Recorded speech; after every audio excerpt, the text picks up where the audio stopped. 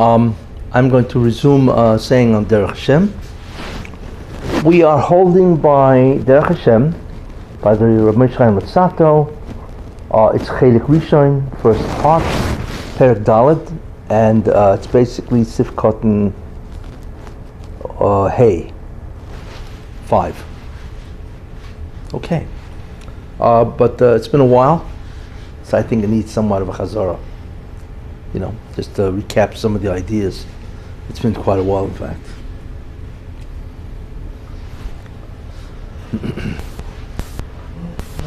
What the Ramchal has done in this section, or this parak actually, is he's talking about what's called the setup. What exactly is the setup that a person finds himself in? And then he's aiming toward a certain objective to explain certain ideas. So, in the beginning of the Perek Dalet, what he says is really the following ideas.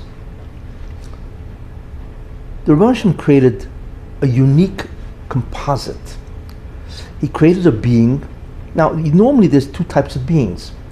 You're either spiritual or spiritual. In that case, you are an angel, a malach, or you are physical. You are an animal, which is completely physical. Like I said, so therefore there are only two types of beings. Spiritual, malachim, animals which are completely physical. So what the Rav Hashem did, however, is unusual. He mixed the two fundamental elements together into one composite. And that's a human.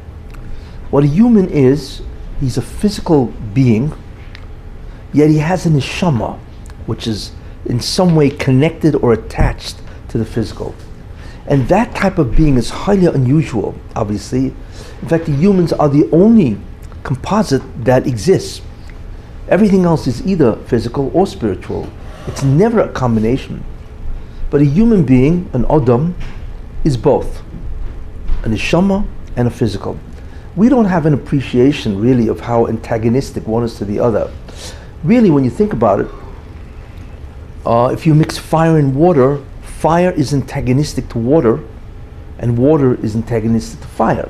What does that mean is that they both try to quench each other. They try to put each other out. The neshama, or the soul of a person, is the same idea. It tries to quench or remove the physicality, and the physical tries to obstruct the neshama. So it's really two different types of beings that are fundamentally antagonistic to each other. Yet what the Rav Hashem did is he merged them into one, and that is an incredible. We don't appreciate what that is. How strange that is. Because obviously that's what we are. But really, if you think about it, I'm sure the malachim, when they took a look at this, when they look at us, and so on, they say to themselves, what is this? They've never seen any creature that is this. Because again, you have two antagonistic elements in one being. Now, obviously that sets the stage for enormous conflict. So that's the one idea that the Ramchal says in terms of what the person is. Now, the next thing which we have to understand is the fact that the soul and the body, it's not a temporary state.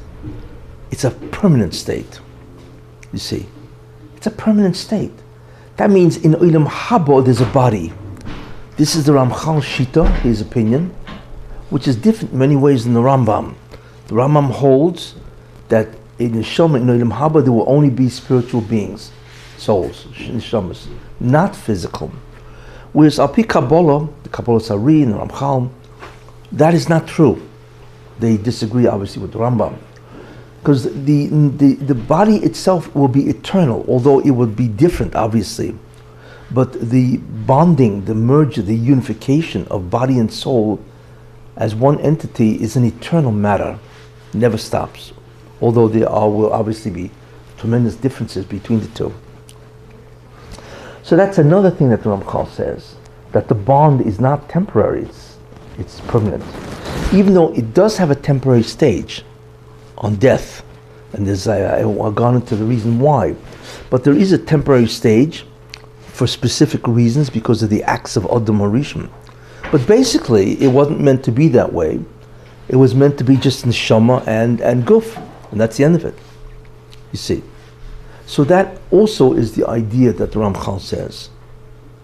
Now the Ramchal continues and says that the physical aspects of a person has tremendous shlita or dominion over the spiritual. You know, a child is born, an infant is born, it's completely physical, and he grows physical. In fact, he first gets his Yeta Toy, which I gave a whole shiur on, when he's 13 for a boy and 12 for a girl. So automatically, for the first 13 years, this adult male, this child, right, has incredible physical urges because it is physical. Doesn't know of anything spiritual, really. And not only that, but the physical is not just that the physical body has tremendous urges, but also but the physical urges itself have tremendous obstruction to the spiritual. It's a tremendous obstruction to the spiritual. You see, because the body is geshem, it's material, physical, which is material matter, and that itself prevents the neshama from unfolding itself and from reuniting with the Rebbeinu Shalom. Because spiritual beings have this enormous urge to reunify with God. That's what they want to do. Yet because the spiritual being, the neshama, the soul, is encased in a physical jacket, so to speak, it cannot in any way reunite with God. And that itself, in many ways, is a suffering to the soul. You see. So the consequence of being physical is both the fact that a person has tremendous physical urges, which clearly dominate. And the second thing is that the physical body itself presents an enormous obstacle for the neshama to reunify with God. And therefore, what the third idea, also about the concept of a physical body, is that it conceals the true nature of the Bria, of creation. Because the true nature, the overwhelming material of the entire creation is spiritual. It is not physical. You know, this world is what? This world is the physical universe. I mean, scientists estimate it's 13.7 or 13.8 billion light years across. And a light year is 6 trillion miles. It's the amount of distance that light can travel in 1 year. It's a measure of distance, not time. So 1 light year is 6 trillion miles, 186,000 times 365, right? 365 days times 186,000 miles per second, right? Is 6 trillion miles. That's a lot of miles, especially when you consider the fact that the Earth, you know, the circumference of the Earth is only 24,000 miles. That's all it is. You know, we think the Earth is like never ends, but never ends. The Earth is a speck, even less than a speck in the universe, you know. So therefore, 6 trillion miles is 1 year it travels, right? So the totality of the length of the universe is 13.7 billion light years. So you'd have to multiply 13.7 billion times 6 trillion. And who knows what kind of number you get, right? And that's the amount of miles that there is in the universe, which is awesome. And I always say, you know, when you think about that, what's incredible is that, can you imagine that God pervades the entire 13.7 billion light years, right? Because we know Molech Koretz Kavoidoi, the entire Earth, the entire Olam, Earth and the whole universe is filled with His presence. That means God is larger than the universe. But that means God is also larger than the spiritual universes, all of them. So obviously we cannot even contemplate what type of a being can take up the whole universe, and far more than that. But the physical universe is also a tremendous obstruction where God is hidden. That's a third very important consequence of a physical universe where you don't see God. So you don't see Him, you don't see His presence. So that's a third, a consequence of a physical universe. So we have these ideas. There's another consequence of a physical universe. It's a fourth idea, where it's not just one being, there are many physical beings. When you see many things, what do you get the idea? That there are many beings. You see, right? And that's contrary to the concept of Eino Milvadoi, that besides God, there is nothing else. Therefore, what you really begin to see is the concept of a zulosoi. One of the greatest concepts of Hester, of concealment, is that we think that there's such a thing as other, zulosoi.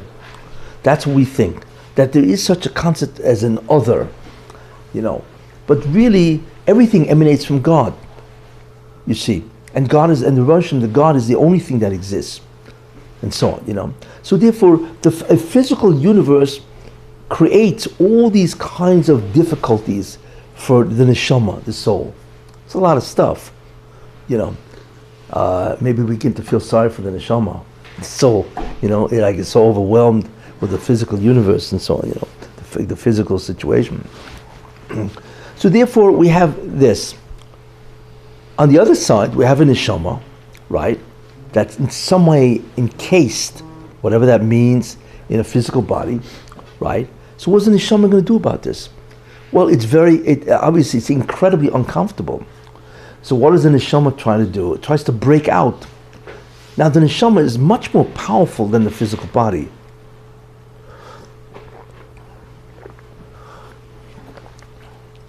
Therefore, theoretically, if you take the neshama and try to surround it with some type of obstacle, the neshama has the ability to mezakech the guf instantly. It can dematerialize matter instantly. Much more powerful than a physical body, you see. So then why doesn't it do it?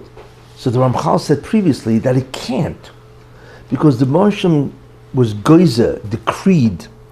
He limited the ability of the neshama to do that. So the neshama is forced to be encapsulated by a physical body. It doesn't have although theoretically it does have the power, if it was permitted to do so. But the neshama is not permitted to do so, and therefore it does not have the power. So here you have an incredible union. You have a neshama, which by the way is a greater entity than the malachim, than angels. That's how great the neshama is. And that is encased in something which is fundamentally appropriate for animals. Just think of the worst dungeon you could ever think about. I'm reminded of, in France, in the Bastille, for those guys who are French, Philadelphia, I would say. Who? Philadelphia, penitentiary. Philadelphia? Yeah. What does that mean? In Philadelphia, they have like the biggest, one of the biggest dungeons. In Philadelphia? Yeah. Our Philadelphia? Yeah. So could you imagine in the olden days to be stuck in a dungeon? It's not even a jail. It's not even a prison. It's a dungeon. And a dungeon conveys ideas which is much worse than a jail, especially today's jail, where they have so many rights, they got televisions and all that. So could you imagine that the neshama is forced into a dungeon and it has to stay there permanently? You see? Even though theoretically it could break out of the dungeon. Now, that's a terrible situation. You see? Now, not only is that true, if you thought this was the worst case scenario for the neshama, it gets worse. Because the neshama is placed in a physical world. Not only is it placed in a physical body, but it's also placed in a physical world. The whole world is physical, you see, with all kinds of attractions, distractions, you see, everything to lead you astray. And not only that, not only is it encased in a physical world, which is very bad because again, it hides God, it does so many things. It creates the impression that there is an other besides God. It hides God. it's also the material matter compared to the soul. The material of a soul is like filth. It's like jumping into a mud, and so on. And the neshama has to be in that. But when the neshama is in the physical environment, the physical world, it's even worse for the neshama that it has to contend. You see, so that's a second major wallop to the neshama. The fact that it's in the body is one, and the fact that the body itself is inserted in the physical world, that's number two.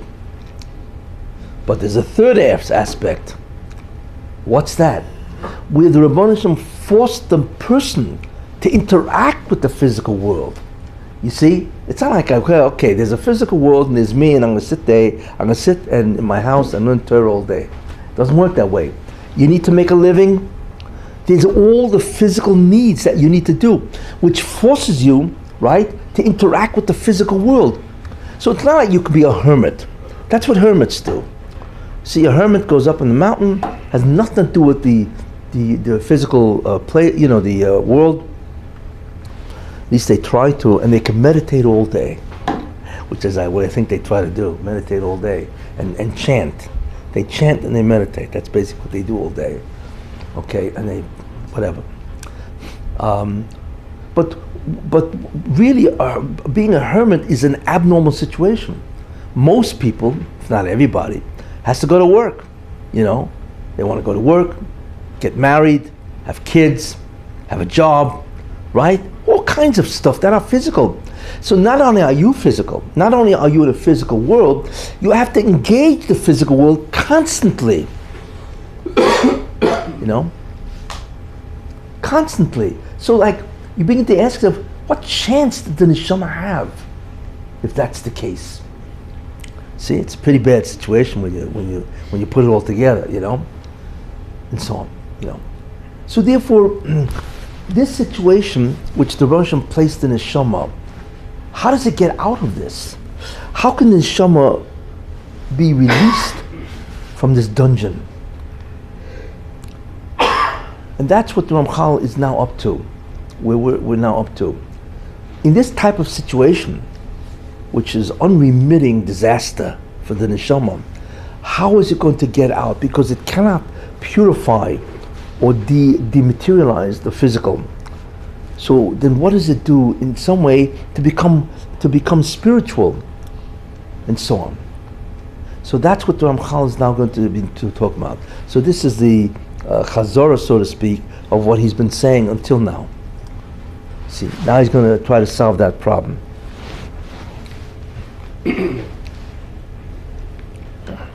So what he says in Hey,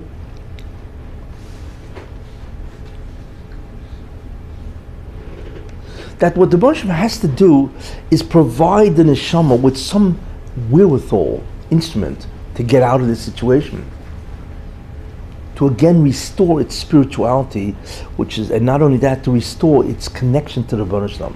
He has to do that. So what's he going to do? So what the Baruch Hashem did, he knows every aspect of physicality, which is the cheson of the neshama. That is the deficiency of the neshama. He examined every aspect of wherein does the neshama lack in terms of the fact that he's in a dungeon. Number one. And then the Rosh Hashem paralleled that to what is the perfection of the neshama, and the perfection is really, when you think about that, to restore its identity as a spiritual soul. And what that means is that the neshama fundamentally cannot leave the body, basically, although it does at death, but then it has to be returned. Tchias HaMesim is the restoration of the neshama back into the body. You see, so the neshama does leave the body, right, at a certain point. That's death, which should never have happened, really. It goes to Gan Eden, where it waits. That's called a waiting place, right? And then at a certain period of time, when the world will have finished what it has to go through, re-enters the physical body, and that's called resurrection of the dead, Tchias HaMesim. And once it resurrects in a physical body, it will forever be in that physical body. But there's a difference, because it will be able to dematerialize the body and restore what it used to be. So therefore, that's okay. As long as the neshama can remove the obstacle, which is the physical body, and by the way, the physical universe, everything, then that's okay for the neshama. That's fine. So therefore, at a certain point in time, like I said, the neshama has to go to a different place, which is called Gan Eden, the Garden of Eden. And over there, what it will do is wait. But it's interesting, but as a being that goes into the Garden of Eden, it will experience what's called the Me'ein Olam Haba. It's not the future world, but it will experience, because it is now completely spiritual, it will experience some incredible time, which we have no comprehension of what a neshama in Gan Eden will experience. And that's a microcosm of what it will experience in Olam Haba. In fact, you can't even, it's not even on the same page. What it experiences in Gan Eden, the Garden of Eden, and what it will experience in the future world is not even on the same page. But because the neshama has been released from the body, although by the way it's still connected, the neshama is still connected to the body, even though it's in Gan Eden. However, that connection is very, very tenuous. How does that work with Gilgul? If what? Well, there's one body that's in the ground, then Yeah. there's another body he has to go back into. Yeah. Well, it'll disconnect. If it has to be in Galgal into another body, then it will disconnect. You see. But in any case, and after Gan Eden, by Chesed by resurrection of the dead, it will re-enter a body, whichever body it did the most mitzvahs. It goes on, and that bond is eternal. It will never leave. However, it won't be what it is in the dungeon. At a certain time, it will dematerialize the body, and that will be and the dematerialization of the human form, okay, will allow the neshama to reconnect to the Rebbeinu Shalom, to God, and that's Olam Haba, which is a complete connection. You see, so that is ultimately the path or the plan of what the Rebbeinu Shalom wants. You see, The bodies would be male, female. If someone was challenged physically, they'd still have that type of scenario. If someone was paralyzed or whatever. What'll happen is that whoever you go back into, everybody will rise the way they died. Not going to look too good. What can I say, you know? A beauty contest, you're not going to win, so that's out, right? But as time goes on, then the body will regenerate, you see, and a person will then regenerate to what he looked like when he was 22. You hope he looked good when he was 22. 22. Because 22 is the best time Every Jew. for every human. The best time in your life was 22 years old. You don't remember when you guys were 22? What? Come on, when you're 22, you felt great, didn't you? Before you get married. Before you got married. That's why it was the best time in your life, right? Anyway, that's a joke. Anyway, because at 22, the body is in its full potential in terms of everything, okay? And after 22 years old, you begin to die. You begin to deteriorate, decompose. You see? Slowly, and it's a long process, you know, until you're collecting the Social Security. But anyway, and so therefore everybody will get up, and and then slowly they will regenerate until they look very young, and that's the way they look. And then the neshama will be able to purify that physical body, and that also occurs in stages, and ultimately there will be a complete materialization of the body. And that's the beginning of Olam Haba. That process, by the way, takes place over 3,000 years. No. So the body, what's the difference between the body and the neshama if both are spiritual? Body and the what? The body has been dematerialized. Yikuch has happened. Now what? Now what's the? I guess we won't know what the body looks like. Well, we don't know, but it's going to be some type of a, you know, it's like you wear a glass costume that is in no way an obstacle for a neshama to experience God. In other words, its presence is there, but it is completely inert, totally inert. It's clear, you know. It's like I say. Imagine if a guy put on a suit that's pure glass or pure plastic. That's Kisses. totally who? The Kisses Yeah. was a Bechina. That's right. It totally see-through, but it's more than just see-through. It's inert. Right now, the physical body has all kinds of urges and drives and needs. There's nothing that you will experience. Nothing. It'll just be there as a presence, but it won't have in any way any kind of influence at all to disturb the neshama in any way. You see, obviously it's not an impediment at all. So that's the so therefore that's good. So the question that we are left with is, well, what do we do? What is the neshama going to do to get out of this mess, so to speak?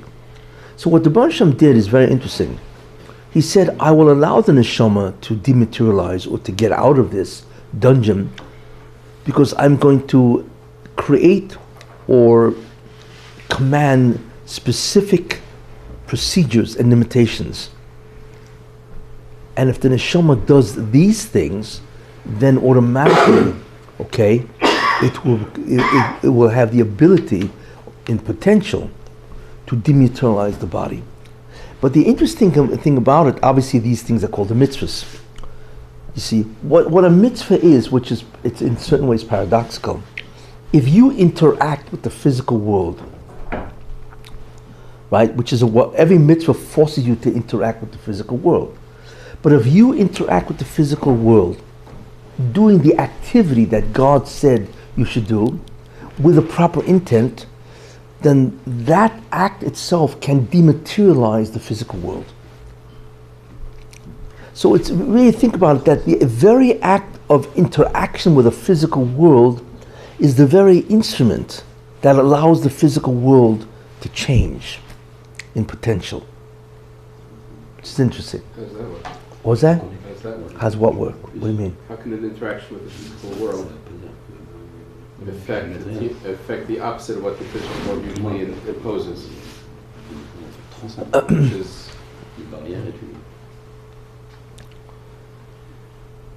What is the key to a mitzvah? Why is a mitzvah so valuable? That is the question. doing Rav Mendel. Yes, but it's more than that. Let's take a look. There are two types of mitzvahs. There's a mitzvah saseh, right? Positive commandment, to do, and a mitzvah lo saseh, don't do. Correct? Okay. Imagine, I think I once said this, but imagine, let's say a person's sleeping, okay? And all of a sudden his alarm clock goes off at 6 o'clock in the morning, and it's raining outside, and there's at least 2 feet of snow. Okay? Not uncommon, right? And all of a sudden the alarm clock goes off at 6 o'clock in the morning, and and he's thinking, well, should I go to Minyan or not? I mean, right? Should I go outside and daven? What's taking place in that person's mind is a very important struggle. The first part of the struggle, you could say part A, part 1, is should I get up and go to Minyan, or should I remain sleeping and daven at the Kaisel, which is the wall of my bedroom, right? That's the first struggle. So it's a struggle of act. But the second part, the second understanding of that struggle, should I get up, right, and go to Minyan, because that is the will of God, or should I do my will and remain sleeping? So it's not just a battle of act, it's a battle of will. Whose will dominates? But then there's a third component. Should I get up and do the mitzvah? Let's say go daven with Minyan and so on, right? Because it is the will of God that is supreme. Why is the will of God supreme? Because there is no other will. His will is the only will that counts. So therefore, if you get up and go, what you are testifying is Einod Muvadoi. You're being annulling your will connected his will. And thereby, so the question is why? And the idea to that is that his will dominates. Why? Because he's the only being that really exists. It's a testimony that besides God there is nothing else. If, however, you continue sleeping, then what you've basically said is, I have a will, and I am entitled to that will. Why? Because besides God, there's also me. So therefore you have testified, right? Yeshid Mavada, that besides God, there's also me. Some people say, right, not only is there me, right, Eino Mavadi, there's nobody but me. Those are the guys who are really into themselves, you know. But, so what you begin to see is that any mitzvah lo yisaseh, or mitzvah loisai, you know, whatever, and so, right? In the end is a struggle of what your belief of what God is. You see. Now, what happens if it's something that God says, let's say eat matzah, the night of Pesach, right? So, is there a struggle? Let's say a guy loves matzah. Yeah, things that guys love to do, they would do it with or without a commandment. You know? So where do you see the struggle? Right? Because what I'm saying is that every mitzvah fundamentally is a struggle. You see. So if there's a mitzvah aseh that you do anyway, so where's the struggle? Kavana. What's the kavana? What is the struggle? Struggle is, am I doing it because it tastes good? Or am I doing it because Hashem wants me to? Good. Am I doing it because I want to do it? You see? Or am I doing it because, it's not because I want to do it. It's because I'm doing it because He wants me to do it. Because that's His will. Why? Because again, only His will dominates or exists.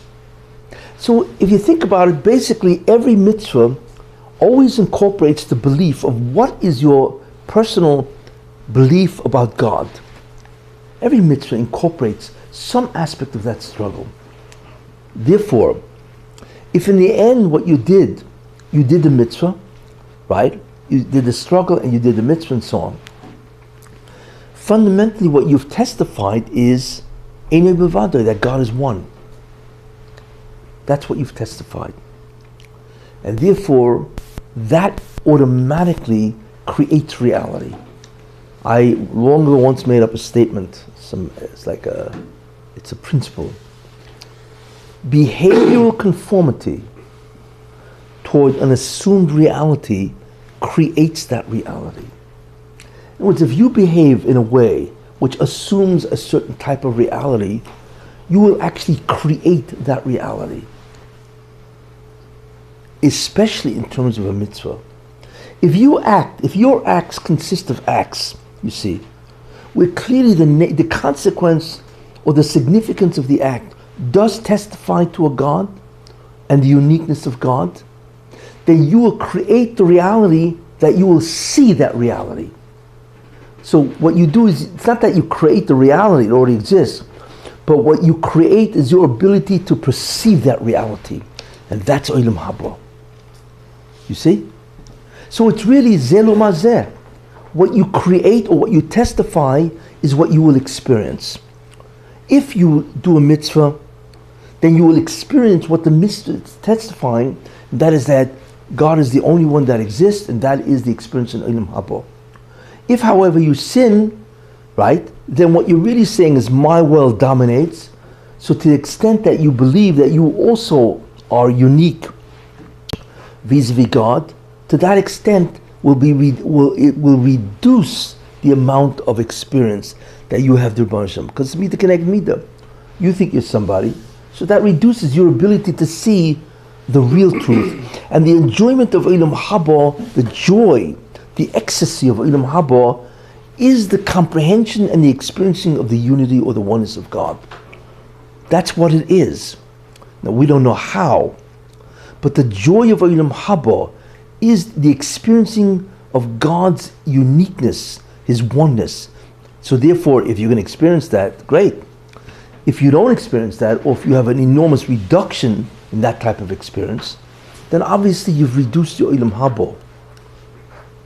You see, and if there's enough sinning, then obviously you've cancelled out the Olam Haba. You see, that's an important idea. And therefore, this principle of behavior conformity, is that for everything or just for ruchnius? I'm applying it to ruchnius. There are some people that believe it's for everything. That if you believe something will happen, it will happen. I don't know if it's true or not. Several years ago, there was a whole shita about that. They tried to, what would they call it? Whatever it was. But Self-fulfilled prophecy? what? Self-fulfilled prophecy? Well, sort of that your belief actually, your belief has an input on creation or the bria. No, that's different. That's well, okay, in a certain sense, yes, okay. Visualization. What? Visualization. You could say that, yeah. Well, visualization is where you convince the mind that it's true. It's your behavior you control, but you're talking about something externally Yes. together Because you believe that, exactly. out Yeah, there or yeah, yeah. There's no question that a person, through his visualization, through his mind, can actually determine many events. There are philosophies based on that. I mean, there are things based on that, belief systems, which I've seen over the years, that believe that you can actually create things or bring things to you based if you believe that it will happen. You know? And that's what we say about Ein Hara, right? What do you mean? Whoever does not believe in Ein Hara doesn't exist. Oh, yeah, okay. Yeah, I don't know. Zugas. By Zugas and Psachim, the Gemara talks about. If you don't believe it, yeah, exactly, you know. Maybe the reason why they don't bother you is because they're insulted. How can you not believe it? So we don't bother with this guy. Story about Rav Chaim. The what? There was a story about Rav Chaim recently. Like the doctor had said one way, but the wife had said to go get a bracha for Rav Chaim. Yeah. Rav Chaim said it'll be okay. She said, but the doctor said no. He said because she believes in the bracha. Emunus Chachamim, yeah. You see that Yeah, that's so the first of all, tzaddik goes about kodesh mechayim. I know, but it was her belief. Yes. Well, no, her belief. It was her belief that it's how to get out. Yes. Yeah, but it could be that her belief is what created a merit, and that merit did it. You see, I don't know if it. You know what I'm saying? But there's something else, however, that's different than the ideas I just said now. There's the mind itself of a person, and there's the external world. You know, what I'm right now saying is that if a person believes something, that belief has an input into reality, in terms of the spiritual reality. You know, like for instance, you know, Asher Ageva Sheyiftach Hashem.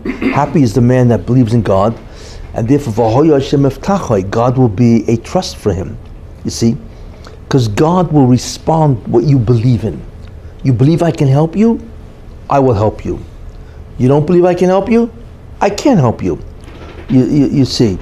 In fact, where you see that in the Torah, where when the Jews, when the 12 spies returned, and they said, Ki chozaku mimenu. Famous statement that Rashi says, what the 12 Meraglim, or actually the 10, because two of them, Yoshua and Kolev, they were of course remained tzaddikim. But so the 10 spies said, Ki chozaku mimenu, nah, we'll never capture Israel. Why?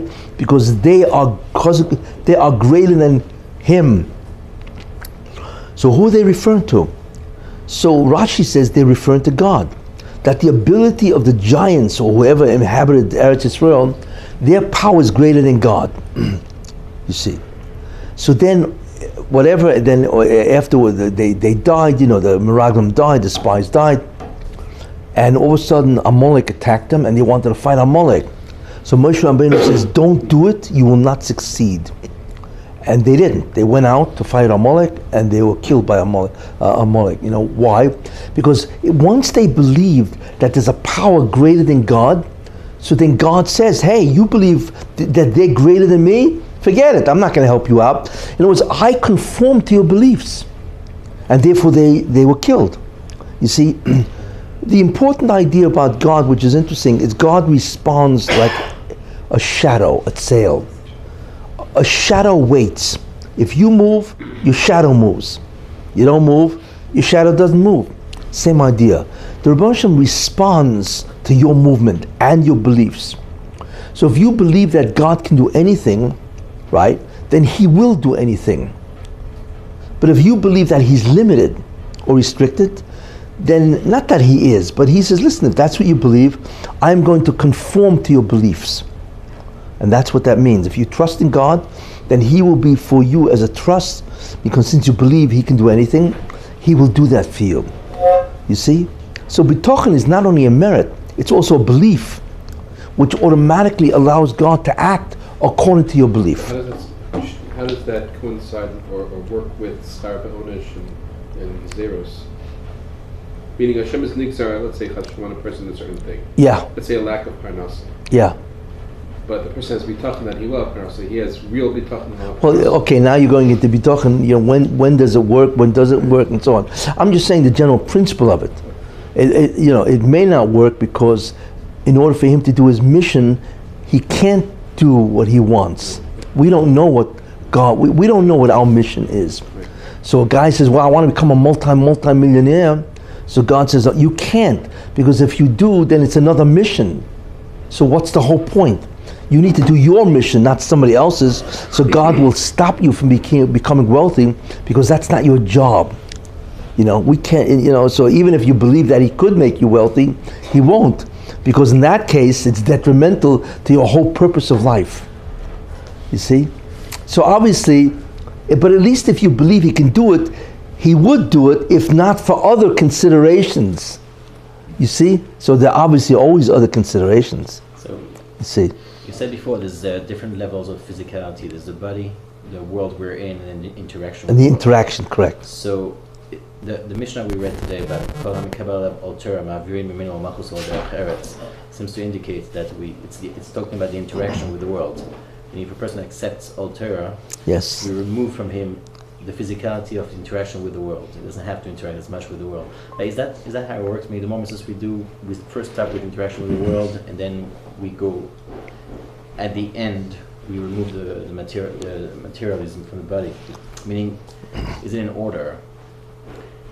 Because there's 3 levels. Yeah, I spoke about that Mishnah in Tamarind Park. Yeah, because I'm giving a shiur in Pirkei Avos, believe it or not. Yeah.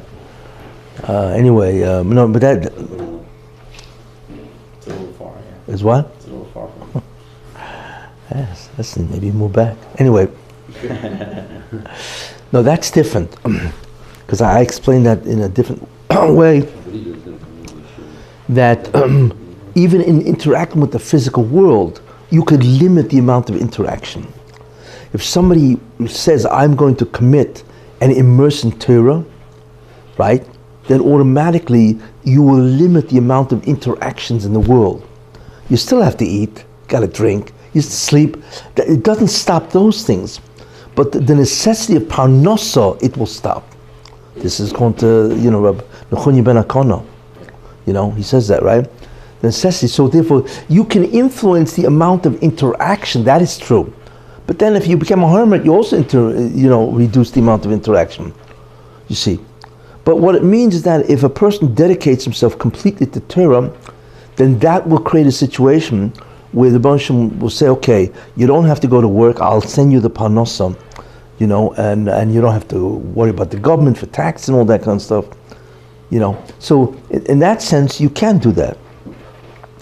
But you're still interacting with the world. It doesn't stop you, because you still have to eat and drink and sleep and all that kind of stuff, So it's not a contradiction at all, But in any case, the main idea is that, so what the mitzvah does is by expressing a belief, really that's what it does. It is an action that you do that expresses a belief about who you think God is, and automatically God will behave to you based on that belief. So that is what's called the operating mechanism, or the operating principle of a mitzvah, you see. And what God has done is He has, you remember I once went through the whole Shas? I mean, there's only a couple of ideas that you can organize all 613 mitzvahs. If you remember, I did that, There are many mitzvahs that are understood in terms of ownership. The whole Seder Noshim is about ownership. You see? In other words, the whole concept of how to create, to dissolve ownership, and so on. And therefore marriage is included, because the Torah looks at marriage as fundamentally ownership. Okay, at least control to a certain extent, the rights that you have in a marriage. Nezikin is the negation or the issues or problems of ownership. If you remember what I said. Zroim, the whole Seder Zroim, is about object usage permissibility. Which objects can I use, which I can't, and even those I can, what do I have to do to get to use them? So there's brachas, there's matanos, and so on. And then there's a regulation of activity through time, that's moed, you see. And then there's kachim and taras, I relate to two different entities. One is God and the other is tumah, spiritual and called tumah. Right? All the laws of how I relate to to God through the Beis Hamikdash, which is where He resides, and tumah, spiritual entity called tumah, defilement or contamination. How do I relate to that? That's really the whole Torah. And then there's Pirkei Avos, which tells you the correct behavior that you have to do. That's called Tikkun Hamidus, the improvement of one's character traits, and avodah, the service he has to do to God. So the totality of 613 mitzvahs is only in what? 6 areas or 7 areas. That's all it is. It's rather amazing when you put it all together in 7 different major areas and so on, But these are the mitzvahs address these major areas, and in some way, when a person interacts with the world in those areas, that interaction will create the ability of the neshama to potentially alter its history, and potentially give it the ability to dematerialize the physical body. So therefore, the instrument parallels the perfection of man. That's what the Ramchal is saying. That the instrument is an exact instrument that God made, the 613 commandments. They parallel the exact task of man and the ultimate objective of man. That these things can accomplish this task. You see. That's the concept of mitzvahs, which become the instrument that God used in order to allow the neshama to get out of the struggle, or the fact that it's in a dungeon called the physical body, and in a dungeon called the physical world. Therefore, what's interesting is by the very interaction with the physical world, that's what elevates the neshama, the soul. It's interesting. It's a paradox in many ways. But the reason why it elevates the soul is because of the belief expressed through the physical interaction with the world. See, that's the key. It's the intent. It's not just an act, but the intent that a person has in his mind, which is an expression of belief while he's doing a physical act called a mitzvah. That's the trigger that allows ultimately the neshama to break out of the dungeon. You see, that's a unique system, where the Ramchal curtailed the ability of the neshama to get away from this. So what the Ramchal did is which is really, like I say, it's paradoxical. You mean if I interact more with the world, I can actually decompose the world? He says yes. Because the acts that you have to do is against your will. And therefore it's an expression of His will and His oneness. So it is that one idea that enables the physical act to do its job of bringing God more back into your life, and that allows, therefore, the neshama potentially to, in the future, experience God, the oneness that you believe in. That's really the way the whole thing works. You see, In any case, that's what the Ramchal says, and so on. So how does that work with the fact that a person has to have a simcha? The who? Simcha in mitzvahs is important. And the person who has more of a ratzon to do the Ratzon Hashem is also looked at as a positive thing. If the point is the struggle, yeah. On the other hand, you have the simcha shel mitzvah, and the ratzon that person has to do mitzvahs is also a positive thing. So that it's a struggle.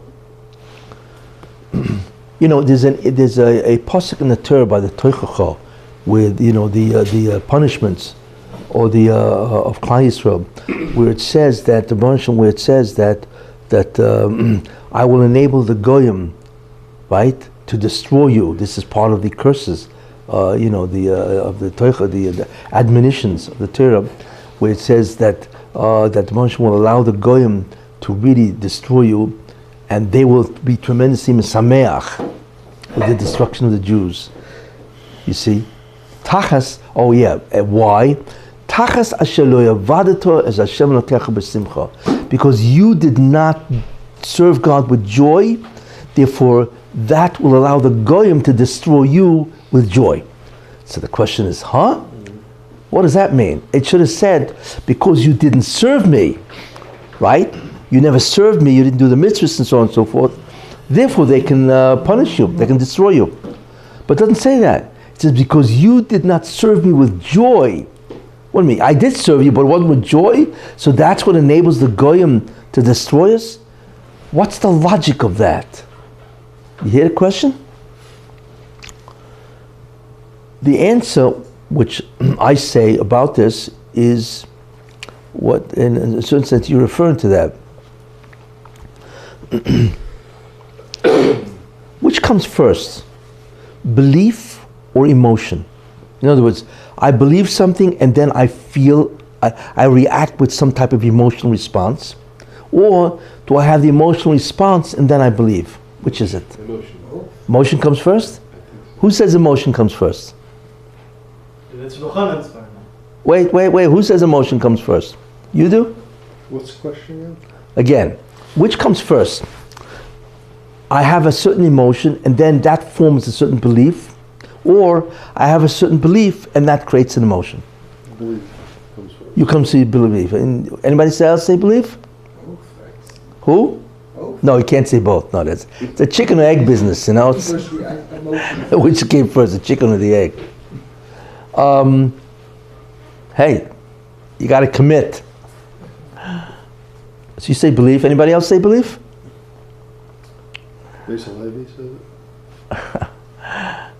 No, I love you. I love you guys' decisiveness here. You know. Cowards. The answer is, belief comes first. You don't realize whatever you feel is always because you have a certain belief. Whether that belief is conscious or unconscious, it doesn't make a difference. You see, what determines our behavior? You know what determines our behavior? Belief. That's what determines behavior. You see, it's what you believe. Now, you may not be aware of what you believe. You see, because as a child, you may have developed a certain belief, you know, that is so part of you, you don't even know you believe it. You see? You know, you take a guy who had a terrible time growing up. His parents really abused him, right? So he has a belief that I'm a nobody. You see? Because why, if I was somebody, why would they abuse me this way? I'm oversimplifying something, right? So but he acts, he feels like a shmata. He feels like a nobody. So which came first?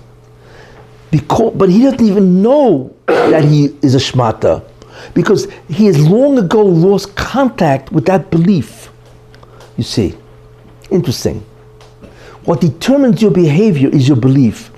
If you could ever access your beliefs consciously and unconsciously, what you really believe, you could alter your behavior. That is the secret of all therapy, to alter the belief. Because emotions follow the belief. Emotion is nothing more than a reaction to what? To a belief. And now we understand that chazal, that pasuk, right? So the Baruch Hashem says, you didn't have simcha, joy, when you did my mitzvah, right? So there, what was the belief behind that joy? The belief behind an absence of joy is that, big deal, what's this going to get me? So why should I be joyous? You know, if you just win the lottery, yes? And then you go pick up your check, what do you think when you go and pick up the check you're going to feel like? Unbelievable. I realize it's a very difficult thing to connect with, because you win the lottery, right? The joy of winning the lottery, right? First you know you won the lottery, and then you have the joy. You see? But you ever hear a guy coming to the window, pick up a check, the lottery check, and he's incredibly depressed? You see? That's what the Baruch Hashem says. your emotions tell me what you really believed. You didn't believe, the fact that there was an absence of joy because you believed that it was a burden. It wasn't something that, wow, this is going to get me Olam Haba. This is the real McCoy or the real stuff. This really works. That's incredible. If you really believe that the mitzvah will get you Olam Haba, that the mitzvah will get you close to God, that the mitzvah is the best way to conduct your life, you would be overwhelmed with joy, ecstasy.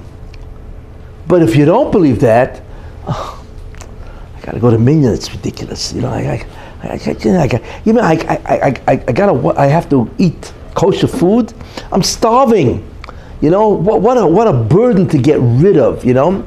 So that's what the Hashem said. Midah keneged midah, because you do not really believe that the mitzvah does the job, right? That's midah, measure for measure, right? So they will have joy where you should have had joy. That's a measure for measure. You see? That's why the Hashem says, because you did not serve me with simcha, that indicated to you that you believe the mitzvah is a burden that you got to get rid of so you can get on with life and enjoy life. Enjoy life, you see?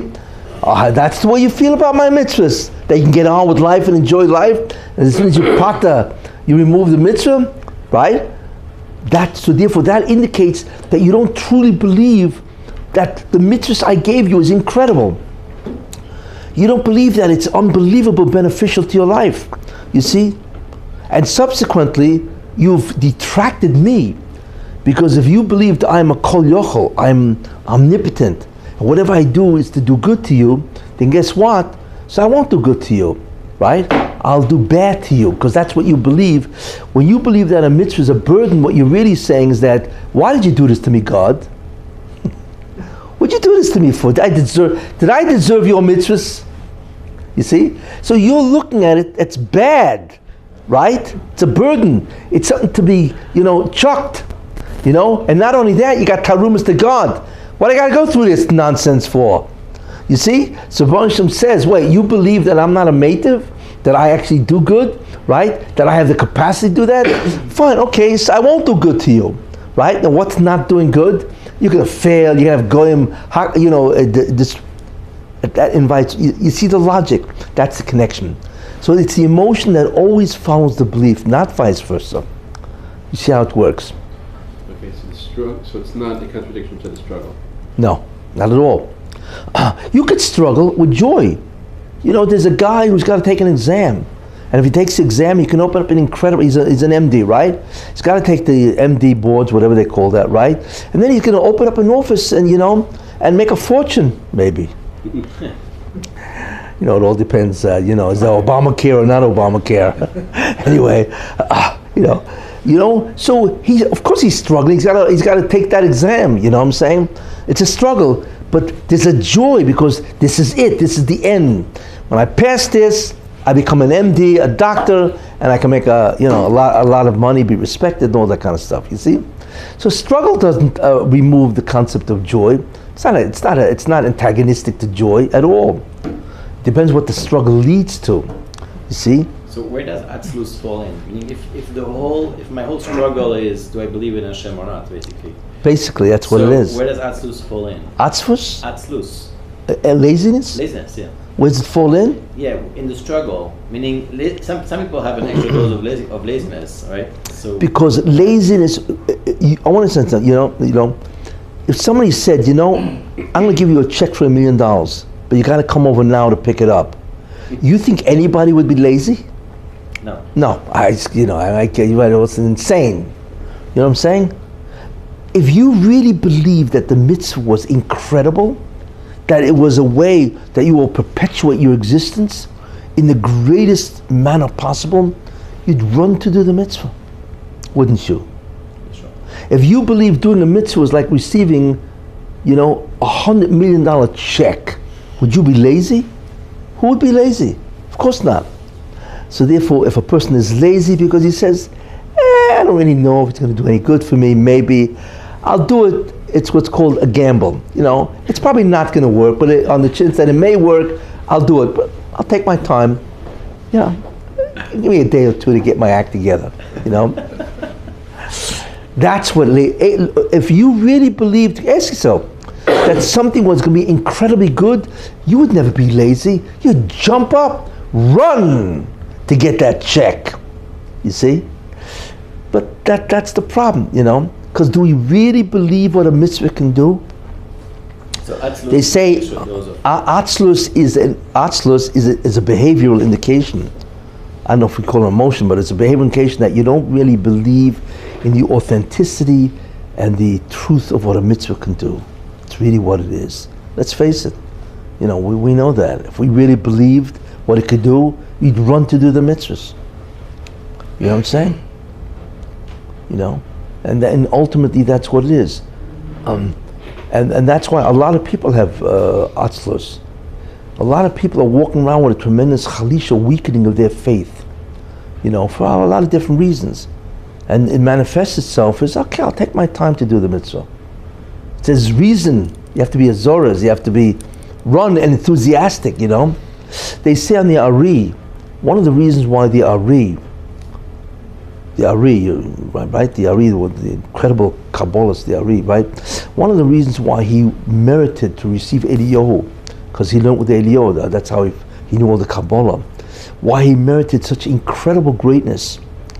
I mean, the man was incredible. His knowledge was awesome in terms of, you know, Kabbalah and so on, all the mystical aspects, and why he had Ruach HaKodesh. I mean, it's phenomenal what he could do, you know, is because they bring down, I think it's a Shivchei Ari, about the praises of the Ari, because when he did a mitzvah, he had ecstasy on his face. That's something, you know. When was the last time that anybody had ecstasy on their face when they did a mitzvah? You know?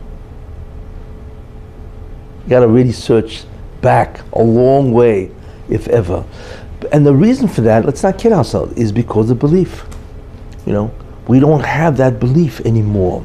We're so pressured, we are so jaded, as they say, you know, by so many different things and so on, that when a person does a mitzvah, you don't see that incredible joy. But that joy, they say, of the Ari is what got him to be so incredibly. And that's what it means. Because you did not worship God, serve God with simcha, you know, that's part of the reason, you know. And unfortunately, we live in a generation today where a Levi person should believe in God, you know, but to believe what a mitzvah does, you know, and you see many indications, pick others, you know, you never know what a small mitzvah does. You really don't know, but each mitzvah, in many ways, if we would realize, if God would show us for a second the reward of one mitzvah, what it will do for you in the future world, you would never be the same. You would run to do a mitzvah, mamish run, if we saw that. But it's all hidden, you see. And therefore we don't realize what the power of a mitzvah is. Whether it be a small mitzvah, whatever that means, or a great mitzvah and so on and so forth, we do not realize the power of a mitzvah. But what the Ramchal is saying is that the mitzvah is the only device, instrument, right, that will allow the neshama, right, to claim victory over the guf and escape the bonds of the dungeon. It's the only, you know. Now, again, we don't realize what that is because we don't know what that means, that the neshama is not in the dungeon, you know. But that's what the mitzvah is. That's the power of the mitzvah, and now ultimately that's what it does, you see. Okay, I just wanted to finish with a very important concept. Why is it people don't have joy in mitzvahs? What is the problem?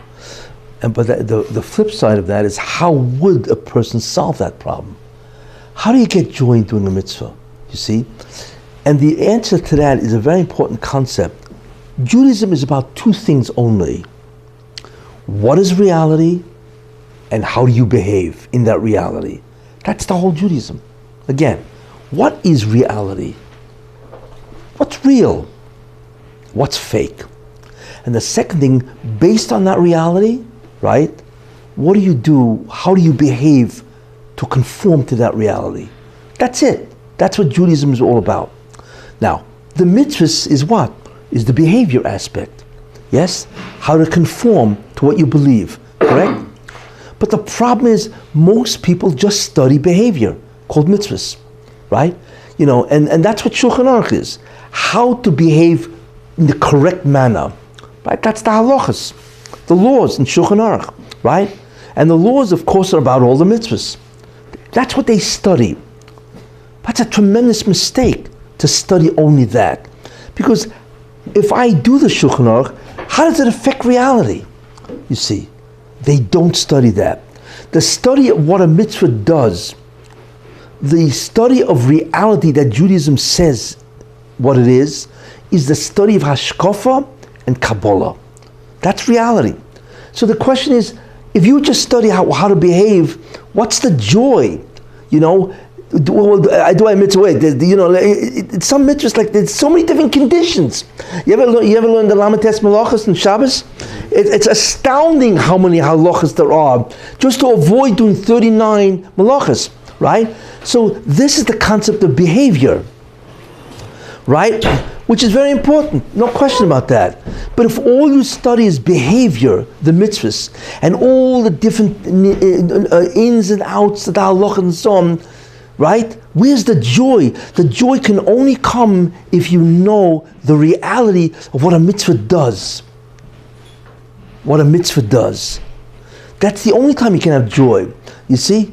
But nobody studies that.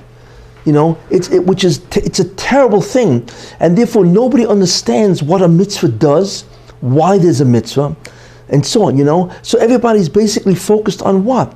On what do I do? But the real question is, what do I believe in? And therefore I do it. And that can only come from the study of Hashkafa and Kabbalah, if you really want to go in that way, much deeper and so on, Once you understand reality, then you understand why a mitzvah works, how it works, what does it affect. You see, then you could possibly have joy. But if you never study that, all it is a ritual. You ever notice a holiday, a Yom Tov? What's a Yom Tov really all about? You eat, you sleep, you do mitzvahs, you daven, and you go home and sleep more and eat and so. Yeah.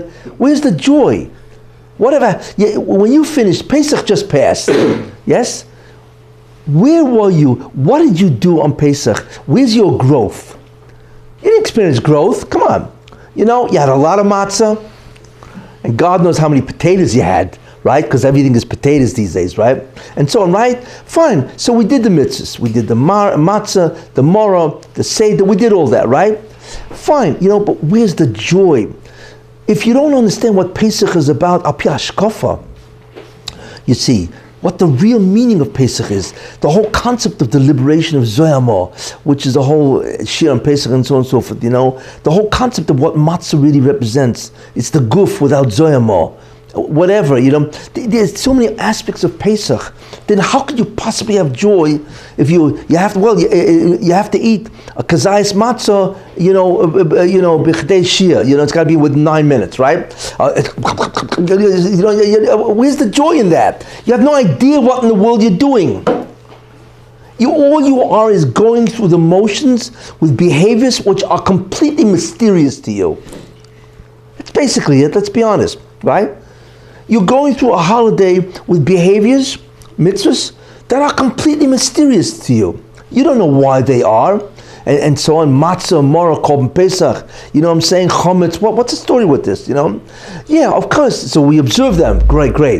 But there's no joy in it. It's a matter of rituals. You'll never get anywhere doing a ritual. Let me tell you now. The only way you could truly understand what a mitzvah is, if you study Hashkafa and to a certain extent Kabbalah, how it influences, how does it alter reality, then you'll be convinced of its power. But if you don't understand how a mitzvah alters reality, you see, then how could you have joy in it? To you it's nothing more than what? Something to get through. Basically what it becomes.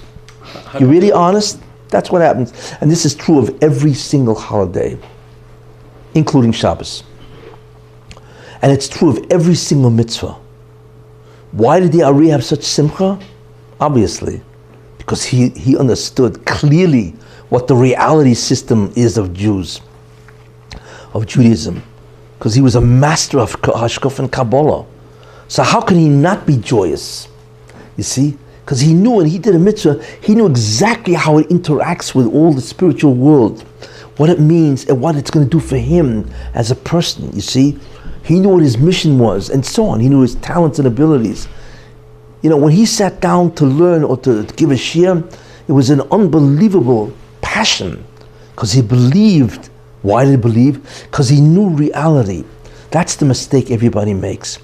They learn about the behavior, which is the mitzvah, but they have no idea of the reality of Judaism. What is it all about? And really, that's what Derech Hashem, that's what the Ramchal came along to fix. His whole sfarim on Hashkafa, Derech Hashem, Das Funas, and so on, you know, and all the sfarim on Kabbalah is to tell you the great part of Judaism, which is ignored. What is the reality that Judaism says? What is it? You see? That's why we learn the Ramchal. What do you mean? You know, it's a mitzvah. What's he talking about? You know what I'm saying? Because nobody studies reality. It's just about behaviors. So all day they're into Gemara, which is great. But Gemara is only about what? The ins and outs of a halacha. That's all it is. It solves the problems of what? Of how to do the halacha correctly. You see? So the Gemara also has a gadita, which is really about reality. But that reality is cryptic. The Gemara doesn't express openly. So you need people like the Ramchal telling you, or to explain what's going on. You need the Hashkaf and the Kabbalah. So or else you don't know reality. So where are you going to get your joy from? And the tragedy is that this is what goes on day in and day out. Nobody learns Hashkafa. Forget about Kabbalah. But if they did, the greatest way really to increase emunah, belief in God, is to understand what Judaism says about reality. And that's the study of Hashkafa, and to a different extent Kabbalah. How does this help emunah? Understanding what the system is according to Judaism. How is that increasing emunah? Well, let's put it this way. Just to do what Judaism says is not going to increase emunah at all. You eat matzah, now you feel better. And then now what happens? But what happens if you know that matzah is a food? Matzah is flour and water, right? That's all it is. It lacks leaven, chometz, right? Because matzah is the food appropriate to a body that is just an neshama and a guf without the Yetzer Hara.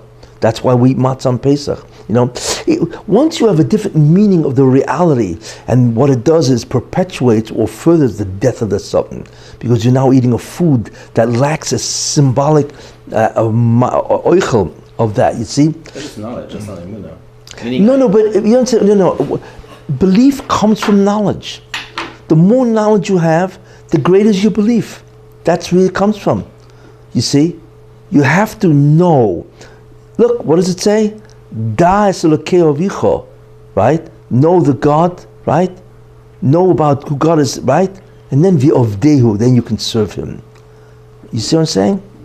What does it say? Shema Yisrael Hashem Elokeinu Hashem Echad. Hear Israel, the Lord our God, the Lord is one. And Baruch Shem Koved Malchus Noyed, that He's a Melech. Then v'ohavtas Hashem Elokecha. You see? If you study Hashkafa, and you study to a different extent, whatever, Kabbalah, but certainly Hashkafa, it will incredibly increase your emunah. Once you have that, then you know the mitzvahs and you can experience the joy. That's why, guys, guys, if they say they're happy and so on, it's a forced happiness. You see, the only real happiness can come is if you know, you learn, you understand. That consistency of reality is going to enormously increase your belief. You see? That's what it is. There are many psukim that show you that you have to know, and then you could believe, and then you could experience your haftarah. It's classic, Shema Yisrael. You have to know God is one, then you can love the Lord your God. How come the Ramchal doesn't say anything about it in Mesilas Yesharim? That what? In the Brisa of Pinchas ben Yair. He does. The first parak. No. Machayvos b'yaloma, excuse me. What does machayvos b'yaloma mean? What is your obligation before you even start the whole concept of what's called Tikkun Hamidus, or the stages of the Avodah? Yeah, what am I doing here? What's the purpose? That's why Machoy Vosu B'Olomo is the first parak, right? Take a look, right? Why? Because that's reality. Now that you know reality, now you can begin to work on yourself. You're not going to work on yourself. Nobody's going to put himself through that grind, so to speak. Zahirus and Zrizis and Nikias and Precious and all that, Tahara. Come on, that's an enormous labor if you don't have any idea what in the world is going on. That's why the Ramchal is consistent. First parak is, what is a man's obligation in this world? Once you go through that and you're convinced, then you can start with Zrizis and Zahirus. There you are. You see? You have to learn Hashkafa. You see, and if you want to even go deeper, then you learn also Kabbalah, because Kabbalah is the interactive system between God and the universe and so on, you know. But certainly Hashkafa, if you really studied Hashkafa and know it well, that will increase your emunah. And when that increases your emunah, that will increase your desire to do mitzvahs. And once you have a desire to do mitzvahs, and you do it, you will experience joy. It's that simple. In the last shiur you said that studying... Got that? As far as I'm concerned, that's the key. Why people really even if they observe Judaism, it's never with any simcha. Because like I told you, just ask yourself, Pesach just passed. What did I gain from this Pesach other than a lot of weight? Because of the matzahs and everything else, and the meat and the potatoes and all that kind of stuff, the carbs. You know, what did I walk away with? Are you spiritually greater because of Pesach? Are you? Ask yourself. And if you're not, you need to ask yourself, why am I not? Why didn't Pesach do something for me? Ruchnias, Sukkot, any of these things. And the answer is because I don't know anything about it, really. All I know is a historical event that the Jews got out of Egypt. That's all I know. So I want to tell you something. They were very happy. Why should I be happy? That event happened 3,300 years ago. What do you want from me? You know, they were like, I can't say why they're happy, because they're getting out of prison. They're getting out of slavery. What do you want from me? You see, the key is to understand, what does a holiday have to do with Judaism? You need to know the reality. And this is what goes on all the time. That's why guys go through a Yom Tov. They're satisfied, but they're not joyous. Don't confuse satisfaction with joy. They're satisfied because they've gone through a holiday and they've done mitzvahs. Fine. But do not confuse that. Do not confuse that with spiritual growth and with joy. Sorry to be the bearer of ill tidings, but that's the truth. If you really want to know what the problem is, it's because yeshivas don't teach hashkafa. Period. And that's why guys leave. And that's why guys leave. They get tired of it. They burn out. It becomes a burden. And they go on to do other things. I'm not even talking about the fact that guys come away from yeshivas as zamaratzim. They don't remember anything. I'm not even going to, that's my pet peeve. You know, and so on, you know. I'm just saying, the whole of, when was the last time you encountered an oived? A person working on himself. These are rare. You don't see these anymore. When was the last time you met a guy who's an oived? A guy who's working on himself to grow spiritually. These are dinosaurs. They don't exist anymore, really. Yeah, there's a couple of guys still trying to do that, but they don't really exist. Why? You can't be an oived if you don't know anything. You can't be a real oived and do that type of struggle and labor if you don't even know what the reality of Judaism is. It's obvious. How can you do that? And not only that, like I say, guys burn out and they leave. Because what is it? Many people feel like Judaism, it's a religion, but you know, okay, I'm satisfied, I did the mitzvahs, but it's dead. Let's not kid out, it's a dead religion. Why? Because after a while they burn out. It means nothing after a while, you know? Okay, Shavuos is coming, right? So what are we looking forward to? Cheesecake. Right? Milchiks, cheesecake. Now, I don't want to knock cheesecake, don't get me wrong, right? It's one of the joys of life, especially if you have cherries on top of the cheese, you know? But I would think that Shavuos is more than just cheesecake, you see? There's no joy. Why? Because people do not learn hashkafa. They're into the mitzvahs, which is great. They're into the behavior, fine. But you need to accompany that with hashkafa. Without that, you will never grow. You know, yeah, you'll become great at rituals. Yeah, you'll know exactly how to split hairs doing the mitzvah. That's true.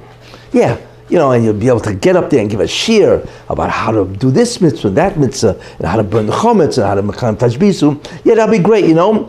But the real feeling of ecstasy, joy, what the Baruch Hashem says, Tachas Hashem lokecha b'simcha. Forget it. You'll be satisfied, but don't confuse the emotion of satisfaction with ecstasy and joy. That's all I have to say. Dayu lechakima b'remiza. It is sufficient to the wise, which is an illusion. But I hold that's one of the biggest criticism you can level at Torah education in the world, not just in America, even in Israel. They do not learn hashkafa. The average guy is an amoritz, basically, in his religion.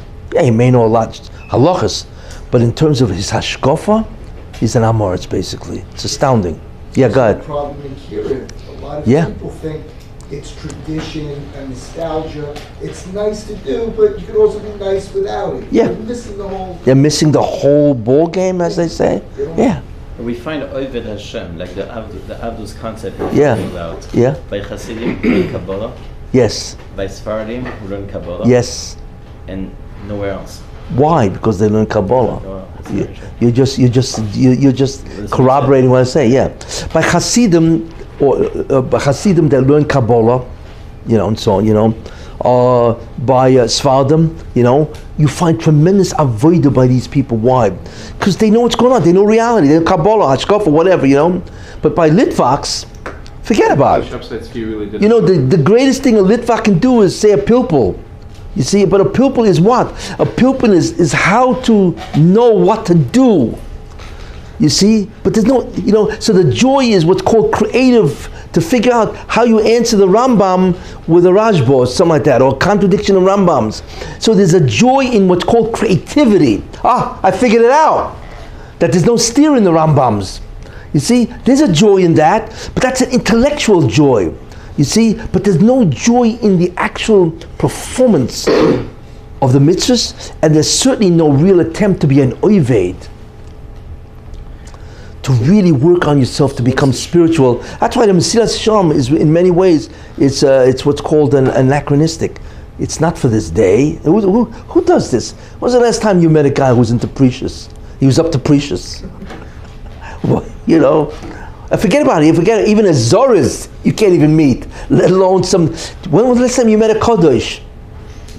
Right? So what's the whole Musar movement, Novadok, all that? I'm saying it's all about Avodah. That's true, yeah. But that's a different approach. Well, that avoid actually, you cannot have Musa without Hashkafa. Musa, the classic, is with Hashkafa.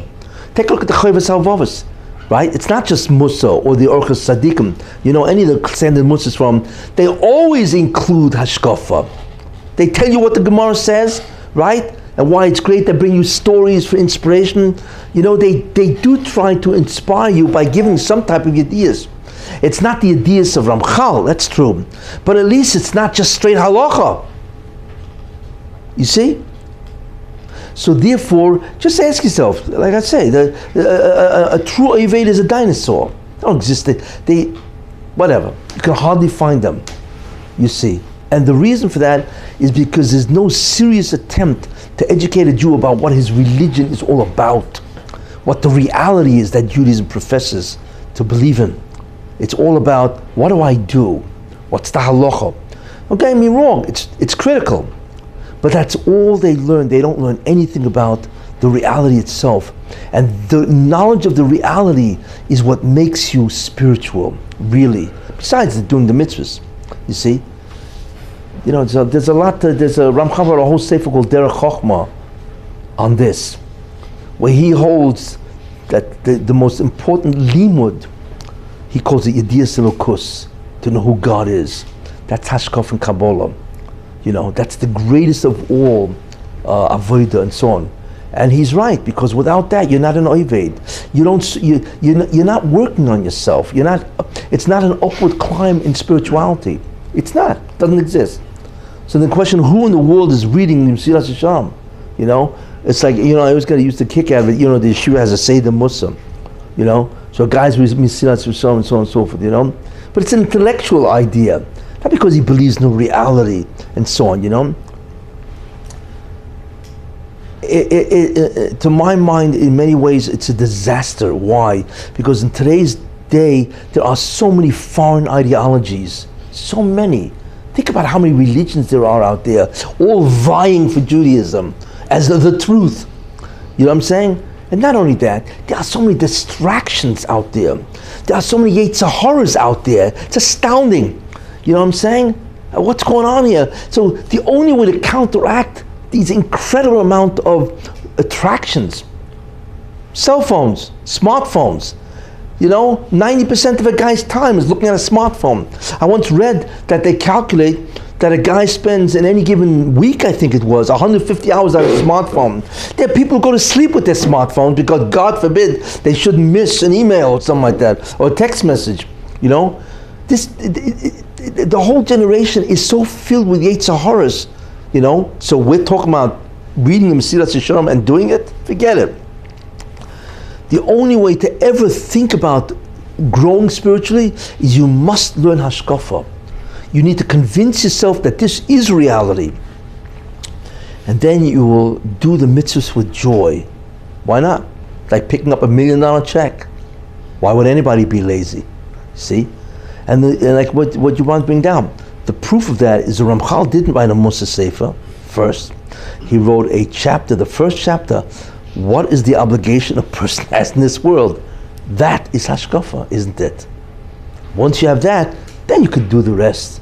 But if you don't even know what your obligation is, which is really what is the reality all about, forget it. It's a lost cause. Why would anybody do this?